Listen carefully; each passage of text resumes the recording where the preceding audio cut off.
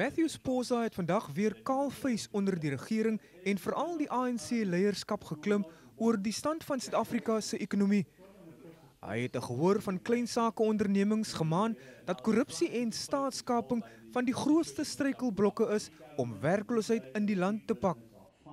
Ons moet erkennen dat daar is politieke en economische crisis in hierdie land.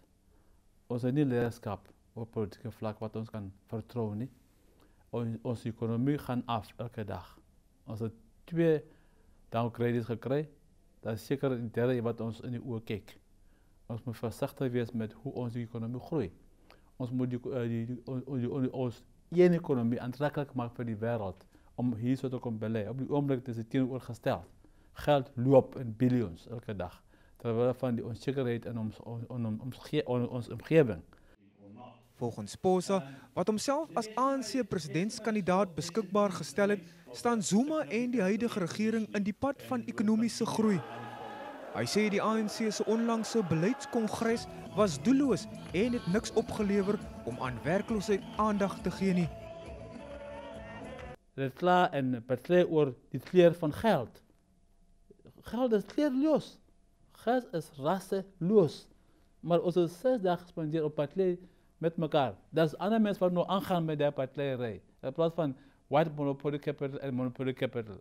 Wat nonsensical is op die ogenblik. Dat mag niet zijn. Dat was niet, het komt niet uit de conferentieresolutie hoe een mens armoede aanspreekt. Nie. Werkloosheid aanspreekt. Nie. Sposa meen echter die regerende party het nog 'n groot rol om te speel en glo hy kan help om die land weer op 'n beter plek te kry. Moet zeker maken dat die partij verskermt niet die verkeerde dingen niet. Dat is waar het probleem is. De partij, de ANC van vandaag, is niet meer de ANC van Mandela niet. Het is een andere ANC. Dat is waar we ons praat.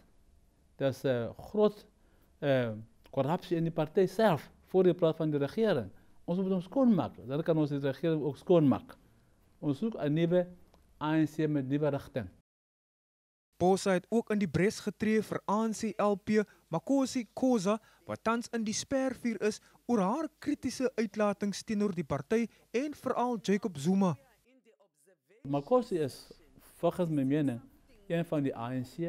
Zij is de lid van die ANC. Ze heeft het recht om te zeggen wat zij denkt. Vooral met wat betreft jullie secret ballot of niet.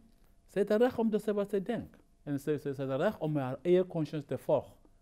Dan moet haar los en niet intimideren. Nie? Volgens Sposa is hy nie bekommerd of hy die leiersposisie kry of nie. Hy glo enige party behoort die land eerste te plaas en te verseker dat Suid-Afrika groei. Percival Young, Unis, Kaapstad.